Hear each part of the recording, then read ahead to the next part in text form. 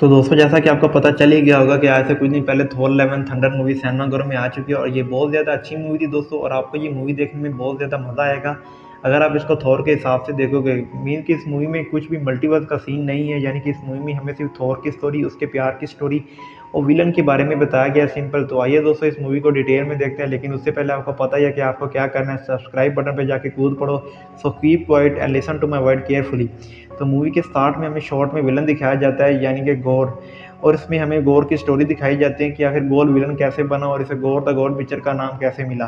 तो गौर की एक छोटी सी बेटी थी जो कि इसकी गोद में भूख की वजह से मर जाती है, जिसकी वजह से गौर का दिल बिल्कुल टूट जाता है। लेकिन उससे भी ज़्यादा बुरा उसे तब लगता है जब वो अपने गॉड यानी गॉड रैपू के पास आता है। ये सच्चा वाला बग था उनका, और उसे लगता था कि गॉड रैपू उसकी बेटी को ठीक करने में उसकी मदद करेगा, क्योंकि ये इसको दिल से मानता था। लेकिन ये गॉड एकदम करप्ट था और वो कहता है कि एक न एक दिन तो उसकी बेटी को उसके लिए मरना ही था, और वो इसका और इसकी बेटी का मजाक उड़ाना स्टार्ट कर देता है। उसके बाद साइड पर हमें एक तलवार दिखाई जाती है जिसका नाम नेक्रोस वॉर्ड था, और गॉड रैपू गॉड से कहता है कि ये तलवार किसी भी गॉड को मार सकती है। यानी गॉड रैपू ने खुद ही गौर को अपनी मौत की दावत दी, और यहाँ गौर बहुत ज़्यादा गुस्से में था और वो उस नेक्रोस वॉर्ड का यूज़ करके गॉड को मार देता है, यानी कि गॉड रैपू को मार देता है। अब क्योंकि वो तलवार शराबी थी और वो तलवार गौर के पास खुद आई थी, और ये तलवार अपने हौस को पावर तो देती थी और साथ में उसका इविल भी बना देती है। और यहाँ ऐसा ऐसा हम देखते हैं कि गौर की स्किन का कलर डार्क होना स्टार्ट हो जाता है और वो विलन टाइप दिखने लगता है।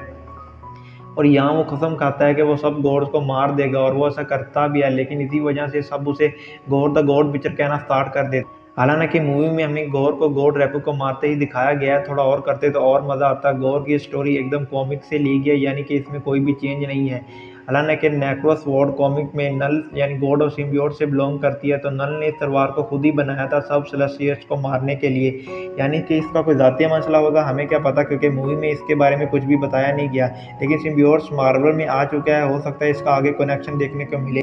और अब हमें आगे तलवार की पावर दिखाई जाती है, यानी कि गौर अब नेक्रो स्वॉर्ड का इस्तेमाल करके किसी भी शैडो मॉन्स्टर को अपनी तरफ बुला सकते हैं, और वो कुछ शैडो मॉन्स्टर को अपनी तरफ बुलाता भी है जो कि सोल मॉन्स्टर ही लग रहे थे, लेकिन एमसीयू में इसको थोड़ा तब्दील कर दिया गया है। और अब उसके बाद हमें थोर की बेस्ट स्टोरी बताई जाती है, जो कि सबको पता ही है कि थोर मुंह पर जितना भी स्माइल ले आए अंदर से हमेशा टूटा हुआ ही होता है, क्योंकि उसकी माँ, उसका भाई, दोस्त सब उसकी आंखों के सामने मर गए थे। लेकिन स्टिल बंदा स्माइल करता है, सीखो कुछ इससे यार, ओके। और उसके बाद हमें जैंक और इसका जो लफड़ा हुआ था उसके बारे में पता ही होगा, यानी पहले दोनों एक साथ हुआ करते थे लेकिन बाद में ब्रेकअप हो जाता है। और उसके बाद हमें थोर और जीन के लव के बारे में दिखाया जाता है, यानी कि दोनों एक दूसरे से प्यार करते हैं। लेकिन बाद में दोनों के काम की वजह से, स्पेशली थोर की वजह से, दोनों में डिस्टेंस पैदा होना स्टार्ट हो जाती है, क्योंकि अपने थोर भैया को दुनिया को बचाना था। और दूसरी तरफ जीन एक दिन थोर को गुड बाय बोल देती है, और वो भी फेस टू फेस नहीं बल्कि एक लेटर के जरिए। और यहाँ थोर एक और कीमती चीज़ खो देता है, लेकिन फिर भी अपने भैया मुंह पर स्माइल लिए फिर रहे हैं। और अगेन एंड हमने देखा कि थोर गार्डन ऑफ द गैलेक्सी चला जाता है मीन के एक नए जॉनी पर, और ट्रेलर से पता चल जाता है कि थोर अपने ओल्ड वाले लुक में आ गया, यानी कि लुक फिट एंड फाइन वाला लुक। और उसके बाद ये हमें एक मिशन पर भी नजर आता है जहाँ इसने अपनी टीम के साथ सब एलियन को मार दिया था। याद रखना, सब एलियंस को मार दिया था और जंग जीत ली थी, जिसके बदले इसको 2 गॉड्स इनाम में दी जाती हैं। मूवी में ये 2 बकरियां काफ़ी नॉर्मल लग रही थी, लेकिन ये डायरेक्ट कॉमिक से उठाई गई थी, और इन दोनों का नाम टूथ नेचर और टूथ ग्रैंडर था। खैर, अब हमें अपनी भाभी जीन दिखाई जाती हैं, जिसको कई साल बाद स्पेशली दिखाया जाता है, और अब वो एक बहुत बड़ी साइंटिस्ट बन चुकी हैं, इतनी बड़ी कि साथ बैठा आदमी उसकी किताब पढ़ रहा होता है। यहाँ पर 2 लोगों के कैमियोज दिखाई जाती हैं। पहला डार्सी ली, लास्ट टाइम हमने इसको वांडा वर्जन में देखा था, और दूसरा डॉक्टर आरिक सेल। और इन दोनों को दिखाना तो बनता था यार, क्योंकि ये थोर की पहली मूवी के बेस कैरेक्टर थे। तो ट्रेलर से हमें पता चल ही गया था कि हमारी पापी जीन जो कि माइटी थोर बन चुकी हैं, और अब ये देखना बाकी था कि कैसे बनी। तो अब हमें पता चलता है कि जीन को कैंसर हो गया, और वो भी लास्ट स्टेज वाला, यानी अब वो मरने के काफ़ी ज़्यादा करीब है। और इसने सारी मेडिकल ट्रीटमेंट करवा ली थी, लेकिन फिर भी कोई असर नहीं होता है, इसकी कंडीशन ठीक नहीं हो रही थी और ये स्टिल मर रही थी। और अब जीन अमेजन के साइड चली जाती है, जहाँ थोर का थोड़ा जिसको हेला ने तोड़ दिया था, वो जीन को खुद अपनी तरफ बुला रहा था, ऐसा जीन का कहना था। और जब ये थोड़े के पास आती है तो तूफान आना स्टार्ट हो जाता है, और नेक्स्ट सीन में हम देखते हैं कि जीन माइटी थोर बन चुकी थी। और अब हमें ये नहीं दिखाया गया कि कैसे बनी, क्योंकि कॉमिक में भी ऐसा होता है, जब म्यूनीर की पुकार सुनते ही जीन माइटी थोर बन जाती है। हालांकि मूवी में हमें इसका मेन रीज़न बताया गया है कि थोर ने अपने हथौड़े पर एक प्रोटेक्शन स्पेल लगाई थी कि हमेशा जीन की हिफाजत करना और उसे प्रोटेक्शन देते रहना। इसलिए हो सकता है म्यूनली ने जीन को खुद ही बुलाया था। और उसके बाद हमें पता चलता है कि जीन को जो कैंसर था वो थोड़े से भी ठीक नहीं हो रहा था, बल्कि और बढ़ रहा था और उसकी हालत ख़राब हो रही थी। और इस चीज़ को हम नेक्रोसवॉर्ड से कंपेयर कर सकते हैं, यानी गौर को पावर तो मिली लेकिन अंदर ही अंदर से वो मर रहा था। और सेम सीन हमारी भाभी जीन के साथ भी हो रहा था कि उसको पावर तो मिली लेकिन अंदर ही अंदर से वो मर रही थी। और ना ही ये कोई गॉड थी बल्कि एक सिंपल वूमन थी। और अब हमें एस्गार्ड दिखाए जाते हैं जो कि पूरी तरह से टूरिस्ट बन चुकी थी और लोग यहाँ घूमने फिरने यानी स्पेशली थोर की स्टोरी जानने के लिए आते थे। यहाँ पर अगेन लेग्नोट्स नाइक चल रहा होता है, जो कॉस्ट पहले थी वही अभी दिखाई जाती है, बस हेलो को थोड़ा चेंज कर दिया जाता है। और उसके बाद गोर का न्यू टारगेट दिखाया जाता है जो कि न्यू एस्गार्ड। और ये बात थोर कॉन्फ्रेंस से बताती है जब थोर एक मरे हुए गॉड के पास जाता है। और ये पूरा सीन कॉमिक से लिया और यहाँ थोर को गोर बच्चर के बारे में पता चलता है। और जब गोर अब न्यू एस्गार्ड आने वाला होता है तो ऑब्वियसली वो वहाँ जाएगा, लेकिन उससे पहले वो अपनी टीम मीन के गार्डन ऑफ द गैलेक्सी से मिलता है। और ये बहुत ज़्यादा फनी सीन होता है जहाँ पीटर उसे ज्ञान की बातें देना स्टार्ट कर देता है, मीन के प्यार का ज्ञान, क्योंकि उसका दिल भी टूटा हुआ था यार, सबको पता है कि गोमेरा की वजह से। और फिर थोर यहाँ से चला जाता है और इन दोनों बकरियों को भी उनके हवाले कर देता है। और वो बहुत सारे लोग ये कह रहे थे कि गार्डन ऑफ द गैलेक्सी यानी थोर की टीम को मूवी में बहुत कम दिखाया गया है, लेकिन ये मेरे हिसाब से ये बात बिल्कुल ठीक है, क्योंकि थोर की मूवी है यार तो उसकी टीम को दिखा के अचार डालना। और दूसरी तरफ हम देखते हैं कि गोर ने न्यू एस्गार्ड पर अटैक कर दिया था, तो थोर और उसके साथी भी यहाँ पर आ जाते हैं। और यहाँ थोर अपनी जानेमन यानी पेजोरा से टकराता है जो कि थोर की तरह ही माइटी थोर बन चुकी थी। खैर यहाँ थोर और गोर की लड़ाई होती है, लेकिन यहाँ पे गोर गॉड ऑफ थंडर को मार नहीं पाता था। और यहाँ गोर कुछ बच्चों को किडनैप करके वहाँ से चला जाता है और फिर थोर अपनी पुरानी गर्लफ्रेंड की तरफ देखने लगता है। लेकिन यहाँ जीन को लगता है कि उनको पिछले 5 साल हो गए, लेकिन अपने थोर के हिसाब से 8 साल 6 माह और 7 दिन हो गए हैं। यहाँ से पता चलता है कि जीन ऑब्लिक से गायब हो गई थी, वो भी 5 साल के लिए, इसलिए उसे कुछ भी पता नहीं चला।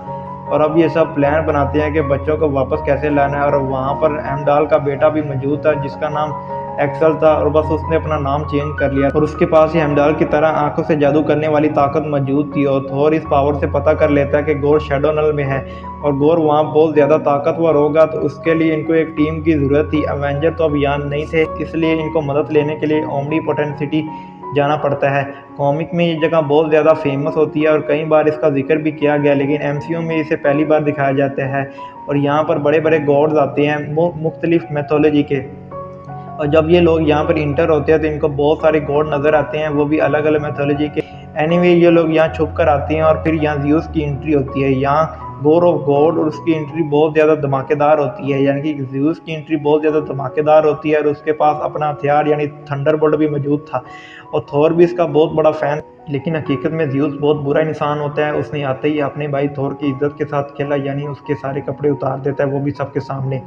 और यहाँ हमें थोर की बैग पर उसके भाई लोकी का टैटू नज़र आता है, जो कि यकीनन उसने अपने भाई की याद में बनवाया होगा, भाई भाई का प्यार। और फिर थोर उसे गोर के बारे में बताता है और यहाँ यूज़ कहता है कि गोर अभी इतना ज़्यादा थिएटर नहीं है कि वो सबको मार सके, लेकिन यूज़ को गोर के बारे में पहले से पता था, लेकिन वो ये बात सबसे छुपाता है ताकि सब गोर डरे मत, क्योंकि उसे किसी की भी परवाह नहीं थी।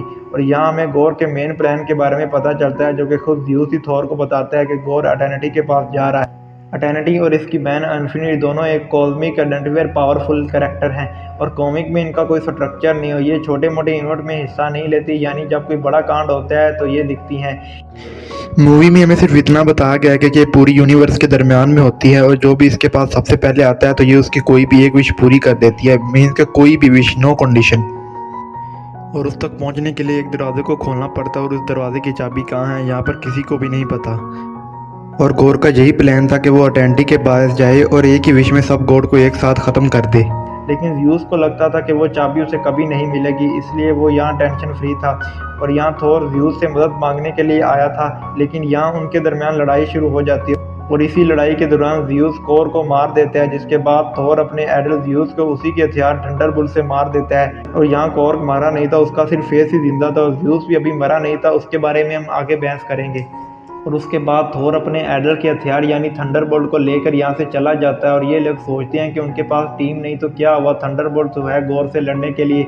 लेकिन यहाँ गोर एक अलग हथियार की तलाश में था, मी के स्टॉर्म ब्रेकर। सबको पता है कि उसमें एक चीज़ की ताकत होती है कि वो बाई फोर्स की ओपन कर सकता है, तो आगे हमें पता चलता है कि इटर्निटी के डोर को ओपन करने के लिए चाबी है वो बाइफॉस्ट है। तो गोर को थोर से ज़्यादा उसके हथियार में दिलचस्पी थी, इसलिए वो अस्गवार्ड से बच्चों को किडनैप करके लाया था ताकि थोर खुद ही उसके पास आ जाए। और ऐसा ही होता है, थोर अपनी टीम के साथ खुद गोर के पास आ जाता है, लेकिन उससे पहले हमारे भाई थोर और हमारी भाभी जीन के दरमियान मैथ और केमिस्ट्री का चक्कर चालू हो जाता है।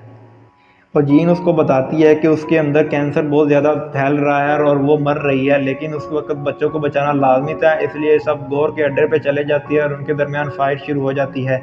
और यहाँ गोर की एंट्री धमाकेदार थी, यानी कि परफेक्ट विलन टाइप की तरह गोर की एंट्री थी। उनके दरमियान अच्छी लड़ाई होती है जहाँ गोर वेलकरी को इंजर कर देता है और उसकी किडनी शहीद हो जाती है। और जीन की हालत भी कैंसर की वजह से बहुत ख़राब हो रही थी, इसलिए मजबूरी की वजह से थोर को यहाँ से जाना पड़ता है और ये बाइफॉस को ओपन करता है और ये सब यहाँ से भाग जाते हैं। और अब वो स्टॉर्म ब्रेकर अभी भी गोर के पास मौजूद था। लास्ट में थोर अकेला ही बचता है गोर से लड़ने के लिए, और जीन लड़ने की हालत में नहीं थी क्योंकि मून ली की वजह से उसके अंदर कैंसर बहुत ज़्यादा फैल रहा था। इसलिए वो जीन से कहता है कि तुम कुछ नहीं करो, कि वो उसे हॉस्पिटल भेज देते हैं, क्योंकि उसे पता चल गया था कि अब अगर जीन माइटी थोर बनी तो ये मर जाएगी। और अब थोर अकेला ही गोर से लड़ने के लिए चला जाता है। गोर ने पहले स्टॉर्म ब्रेकर से डोर ओपन करने पे लगा दिया था, यानी कि डोर ऐसा ऐसा खुल रहा था, लेकिन यहाँ थोर अकेला गोर की आर्मी का मुकाबला नहीं कर सकता था, इसलिए वहाँ मौजूद बच्चों को थोर को कुछ न कुछ पावर देनी पड़ती हैं, जिससे वहाँ सब चिंटू मिंटू थोर की तरह दिखने लगती हैं। और थोर ने इस पावर का इस्तेमाल पहले कभी नहीं किया था, और थूरी के लिहाज से ये सब थंडरबोल्ट से पॉसिबल हो पाया, यानी कि उन बच्चों में थंडरबोल्ट की पावर थी। उसके बाद लास्ट पर हम देखते हैं कि गोर अपने थोर को मारने ही वाला था कि उतने में जीन वहाँ पर आ जाती है और उसे थोर को बचाने के लिए जंग के मैदान में आना पड़ता है। लेकिन जीन को देखते ही थोर समझ जाता है कि अब जीन नहीं बचेगी और वो मर जाएगी। और यहाँ पे थोर और माइटी थोर मिलकर नेक्रो स्वॉर्ड को तोड़ देती हैं, लेकिन बुरी बात यह थी कि इटर्निटी का दरवाज़ा खुल चुका था और गोर वहाँ दाखिल हो जाता है, यानी ये सब एक जगह आ जाते हैं, यानी कि इटर्निटी, जहाँ थोर ने जीन को गोद में लिया हुआ था और गोर का मुकाबला नहीं कर रहा था क्योंकि गोर जीत चुका था और उसे पता था कि उसकी एक विश पर सब गोर मर जाएंगे। लेकिन यहाँ हमें पता चलता है कि गोर उस तलवार की वजह से विलन जैसा बिहेव कर रहा था, और जब तलवार टूट गई है तो उस वजह से गोर बिल्कुल ठीक हो जाता है। तो जीन को थोर की गोद में देख कर उसे अपनी बेटी याद आ जाती है और वो इटर्निटी से अपनी बेटी वापस ले लेता है। मीन के गोर को मारने की विश नहीं लेता, अपनी बेटी को वापस ले लेता है। और उसके बाद जीन और थोर गोर से वादा करते हैं कि वो उसके बाद उसकी बेटी का ख्याल रखेंगे, और यहाँ गोर मर जाता है। और उसके बाद जीन भी मर जाती है और मरने से पहले उसने अपने थोर भैया के कान में कुछ ना कुछ कहा। अब हमें नहीं पता कि यहाँ पे क्या कहा, अपने थोर भैया को पता। और अब यहाँ थोर फिर से अपने लव को अपनी आंखों के सामने मरता देखता है। क्या बंदा है यार, कितना झेलेगा। और थोर को एक और मोटिव भी मिल जाता है, यानी गोर की बेटी, क्योंकि उससे पहले वो सबको खो चुका था, अपने भाई बहन दोस्त सबको वो खो चुका था, वो भी अपनी आंखों के सामने। और नेक्स्ट सीन में हम देखते हैं कि थोर गोर की बेटी का एक फादर की तरह ख्याल रख रहा था और यहाँ उसका नाम लव रख दिया जाता है, जिसकी वजह से मूवी का नाम भी थोर लव एंड थंडर है। लास्ट पर थोर लव के साथ फाइट करता भी देखा गया है, जहाँ पर वो स्टॉर्म ब्रेकर लव को दे देता है और खुद म्यून ली को यूज़ करता है। और अब ज़्यूस की बात करते हैं कि ज़्यूस अभी मरा नहीं है, क्योंकि वो सब गॉड्स का गॉड है, यानी वो इमोर्टल है यार। अगर वो इतनी जल्दी मर जाएगा तो क्या बात है। और अब वो अपने बेटे हरकुलिस को थोर के बारे में बताता है, यानी अब हरकुलिस खुद थोर का सामना करने के लिए जाएगा। उसके लिए हमें इंतज़ार करना पड़ेगा, मीन के थोर 5 का हमें इंतज़ार करना पड़ेगा। और नेक्स्ट फिल्म में हम देखते हैं कि जीन वलहल्ला पहुंच चुकी थी, क्योंकि अस्गवार्ड के जितने भी वॉरियर शहीद होते हैं वो वलहल्ला चले जाते हैं, यानी अपनी आफ्टर लाइफ, यानी कि उनकी आफ्टर लाइफ होती है। और यहाँ हमें हेमदाल भी दिखाया जाता है, उस हिसाब से यहाँ पे लोकी को भी होना चाहिए था, लेकिन यहाँ उसे नहीं दिखाया जाता। लेकिन सवाल यह है कि जीन यहाँ कैसी है। अब क्योंकि जीन ने अस्गवार्ड और दूसरे गॉड्स को बचाने के लिए सेक्रीफाइस दिया था, तो इसलिए वो वलहल्ला आ जाती है। और अब आपको क्या लगता है कि जीन नेक्स्ट वापस आएगी या नहीं, हमें कमेंट बॉक्स में ज़रूर बताइएगा। और यहाँ पर ये मूवी ख़त्म हो जाती है।